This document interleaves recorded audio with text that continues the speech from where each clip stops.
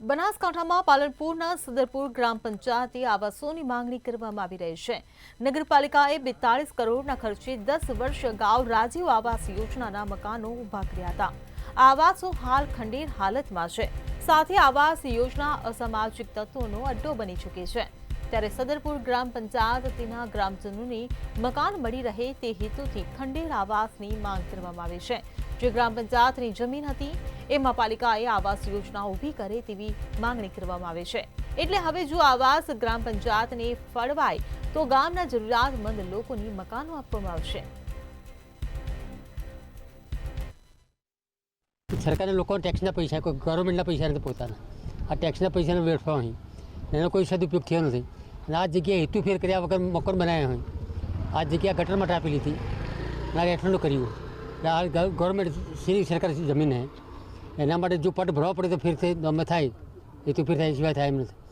આ મકાન જે રહ્યા એ ખરેખર સદરપુર ગ્રામજનોને ગરીબ વસ્તીને આપવા જોઈએ, એ મારી અંતવ્ય અંગત। શું નામ તમારું? એટલે આ ખંડેર હાલતના હોવાના કારણે અમારી એ ગામ લોકો વતી એક એવી માગણી છે કે આ અમને પંચાયતને સુપ્રત કરે તો અમારા ગામમાં એવા વ્યક્તિઓ જે છે કે કોઈ પ્લોટ ખરીદી નથી શકતા। બીજી વસ્તુ એ કે ગામમાં કોઈ હવે પ્લોટ રાહતના પ્લોટ આપી શકે એવી કોઈ જગ્યા છે નહીં, તો સરકાર અમને આ જગ્યા સુપ્રત કરે તો સરપંચ થ્રુ આ આવાસ જે બનાવેલા છે એ ગામના ગરીબ લોકોને ફાળવવામાં આવે છે। આ આવાસ યોજના ખરેખર તો શહેરી વિસ્તારની અને ગ્રામ્ય વિસ્તારમાં કરવામાં આવે છે અને ગ્રામ પંચાયત લેવલની કોઈ પણ મંજૂરી લેવામાં નથી આવી અને મકાનો બનાવી દેવામાં આવે છે।